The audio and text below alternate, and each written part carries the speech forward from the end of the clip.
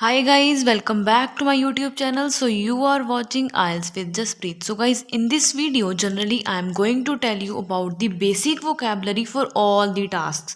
If you want to get score 7 plus bands in the writing, then this video is for you. So generally normal words तो जो 5.5 तक के हैं ये words ये तो सारे यूज़ कर लेते हैं, बट हमने कौन से वर्ड्स लिखने हैं जो 7 और 7 प्लस वाले हों. सो गाइज ये वीडियो आपके लिए बहुत बेनिफिशियल होने वाली है. सो आपने क्या करना है, इन सारे वर्ड्स के साथ साथ में नोट्स बनाते जाना है कि आपको ये वर्ड्स अच्छे वे के साथ पूरे आपको आ जाए, अपने पक्के कर लेने हैं ये वर्ड फॉर योर एग्जाम. कि आपको ये वर्ड कंफर्म रखने की ये सारे टास्क में हम यूज़ कर सकते हैं almost, right. So now let's begin with this video. Give word के लिए देखो अपने सारे नोट्स बनाते जाना, साथ में अपनी नोटबुक पे नोट करते जाना है.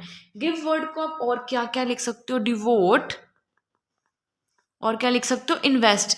किसी ने अपना 100% दिया, इन्वेस्ट किया, अपना टाइम डिवोट किया. वेरी, देखो वेरी वर्ड आपका कितना ज़्यादा यूज़ होता है राइटिंग टास्क में. वेरी पीसफुल, ठीक है. आप उसको वेरी को क्या लिख सकते हो, इमेंसली,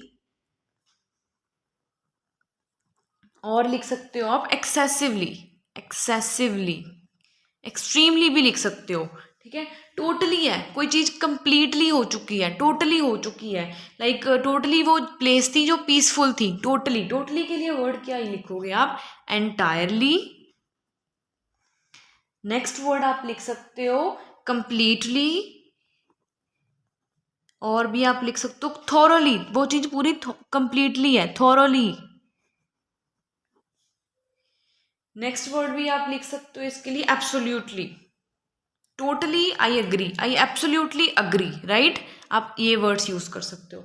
हमने देखो कोई आपको ऐसे आ गया, आपको आ गया प्रॉब्लम सोल्यूशन पे, अब आपने सोल्यूशन बताना है, सॉल्व वर्ड यूज़ होगा, it can be solved by. So solve नहीं आपने लिखना बार बार. सो आप instead of writing this solve आप क्या लिख सकते हो, मिटिगेट.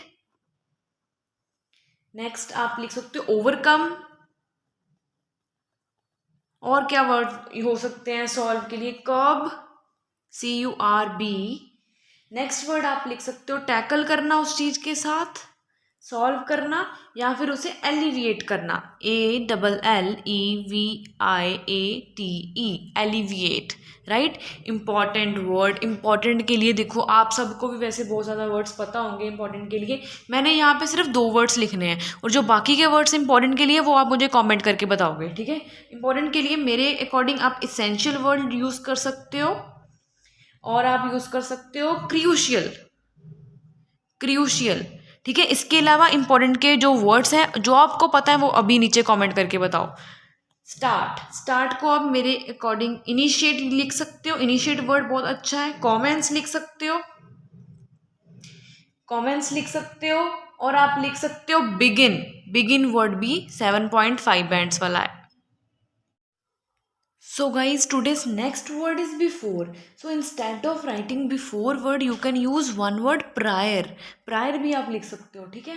और next है definitely. Definitely आप देखो, it definitely increase. It will have the problem of pollution will definitely increase in the future. So instead of writing definitely only, there are other words like certainly. और आप लिख सकते हो undoubtedly, undoubtedly. एक और word भी लिख सकते हो अनडिनाएबल, जिसे डिनाई नहीं किया जा सकता, that is undeniable. Okay, undeniable. Requirement के लिए, रिक्वायर है कोई चीज़ हमारे लिए, नेसेसरी है. इंटेल, देखो इंटेल वर्ड, ठीक है. नेक्स्ट लिख सकते हो आप नेसेसिटी, नेसेसिटी. बेसिक, कोई चीज़ बेसिक है, ठीक है. अब उसके लिए आप लिख सकते हो जो बेसिक करनी ही है, बेसिक है जो हो.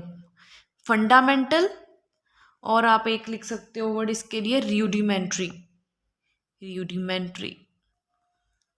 नीड्स, कोई हमने बोलना है कि ये तो रिक्वायरमेंट उस चीज़ की है ही है, नीड तो है ही है, ये हमारे यहाँ पे नीड है, इन्वायरमेंट में ये चीज़ होनी चाहिए. सो वो क्या लिख सकते हो आप उसके लिए, रिक्वायरमेंट वर्ड, और फंडामेंटल जो अभी हमने ऊपर डिस्कस किया, ये फंडामेंटल नीड के लिए भी लिख सकते हो.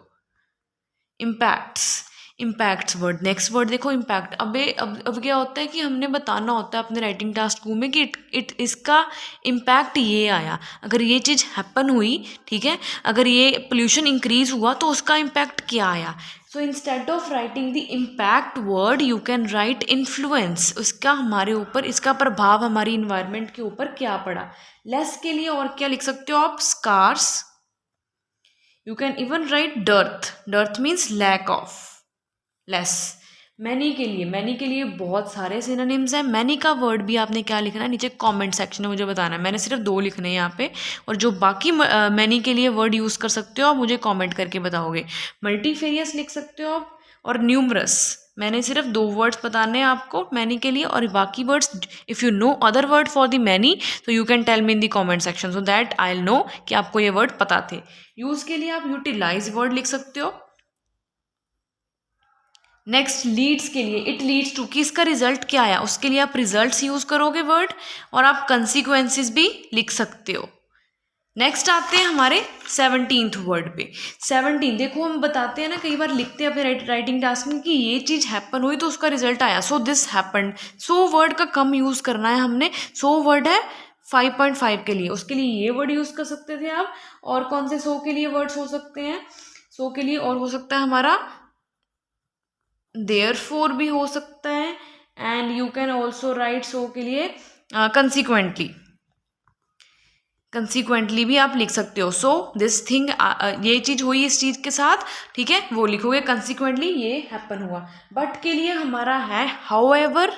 हाउएवर के अलावा भी एक वर्ड आप लिख सकते हो, नेवरदीलेस, ठीक है। नेवरदीलेस वर्ड यूज़ करना अपने राइटिंग टास्क 2 में। सब चीज़ के नोट्स बना लो साथ साथ में गाइज। प्रॉब्लम के लिए आप लिखोगे इशू, और लिख सकते हो आप थ्रेट। ऑब्स्टैकल भी लिख सकते हो, यस, ऑब्स्टैकल हो गया। Hurdle even. अब हमें कोई ऐसे आता है प्रॉब्लमेटिक, ठीक है, प्रॉब्लम जिसमें बतानी होती है। प्रॉब्लम तो नहीं हम लिख सकते बार बार, है ना। So you have to avoid the repetition to get good scores in the writing task 2। You can write issue, threat, obstacle, hurdle even. Because के लिए, बिकॉज भी नहीं हमने ज़्यादा यूज़ करना, एज लिख सकते हो, सिंस यू लिख सकते हो, ठीक है, सिंस। अब और क्या लिख सकते हो, दिस इज बिकॉज लिख सकते हो, दिस इज बिकॉज। अब कोई चीज़ हार्ड है, हार्ड मीन्स कोई चीज़ डिफिकल्ट है, उसके लिए क्या लिखोगे, ये तो हमारे लिए चैलेंजिंग है, ये चैलेंजिंग फैक्ट बन चुका है। इंट्रिकेट वर्ड यूज़ कर सकते हो आप, ठीक है। टू मच, बहुत ज़्यादा जो हो रही है चीज़। Pollution is increasing too much, pollution is increasing excessively, you can say excess word लिख सकते हो। सिग्निफिकेंट वर्ड लिख सकते हो आप, और क्या लिख सकते हो, इमेंस। इमेंस के अलावा भी हमारे पास है मैसिव, मैसिव वर्ड भी अच्छा है, मैसिव भी लिख सकते हो, किसके लिए, टू मच के लिए। Next is common. Common means जो हर जगह पे है, कॉमन है हमारे लिए। जो अब एमिनेंट वर्ड तो कॉमन के लिए बोल ही सकते हो, ठीक है। पॉपुलर बोल सकते हो। नेक्स्ट एट द एंड, देखो अब हमने प्रोसेस में भी कई बार बोलना होता है ना, ये हमारा एंड चीज़ है, ये हमारा एंड वाला प्रोसेस है, एंड स्टेज है। So instead of writing the at the end you can say finally, और you can say eventually. Ultimately भी लिख सकते हो, ultimately this happen at the end, ठीक है, अल्टीमेटली। फोकस, फोकस के लिए अब हमारा फोकस उस चीज़ पे है, मतलब हमारी प्रायोरिटी वो चीज़ है, ये सोल्यूशन हमारा फोकस होना चाहिए, इस पे प्रायोरिटी होनी चाहिए हमारी को, ठीक है। एम्फेसिस, कंसंट्रेशन होना चाहिए, एम्फेसिस। इसके अलावा आप बोल सकते हो प्रोमिनेंस, कि हमारे लिए टॉप प्रायोरिटी ही वो है, इम्पॉर्टेंट है, प्रोमिनेंस है। So guys this is all about today's video, and ये जो हमने सारे वर्ड्स यहाँ पे डिस्कस किए हैं, ये these words for getting the 7 और 7+ in the writing task 2। So guys if you like this video hit the like button and tell me in the comment section how is this video. And आपके लिए beneficial है ये video, आप सारे notes बना लो ताकि आपको वर्ड्स ये याद रहें, हर एक टास्क में ये वर्ड्स यूज़ कर सकते हो। And tell me in the comment section how is this video. That thing will definitely give me a motivation to upload more and more videos on the YouTube. So guys, thanks for watching this video.